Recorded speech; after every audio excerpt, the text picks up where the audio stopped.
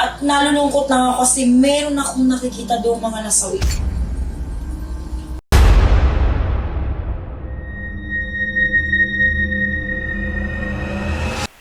Hello po mga ka-PTV, sa video na ito ay tatalakayin natin ang masasamang pangitain sa isang lugar na ito ayon sa mga visions ni Madam Rudy Baldwin. Pero kung ikaw ay hindi pa nakasubscribe sa aking channel, baka naman.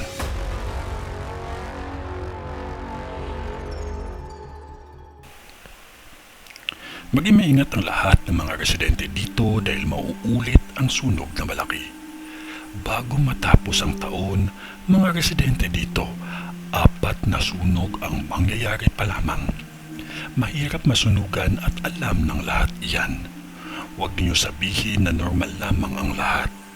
Maging maingat ang mga residente dito dahil bigla ang siklab ng apoy at may mga nasawi sa sunog na ito.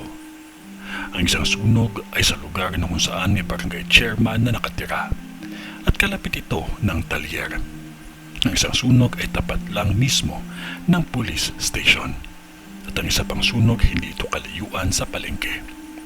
May nakakita ako na kung saan magpapasko may naimbitahang bisita ang pamilya na ito na nauwi sa krimen at halos walang buhay dahil lamang sa isang hindi pagkakaunawaan.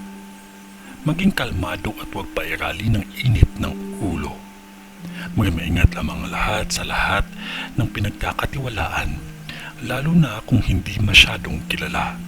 Suriing mabuti ang lahat ng mga kuryente at gas, lahat ng bagay na magiging sanhi ng sunog. Maging maingat. Ito ay ang bisyo ni Madam sa Tondo. Sa ngalan ng Diyos Ama, ng Diyos Anak at ng Diyos Espiritu Santo. Amen.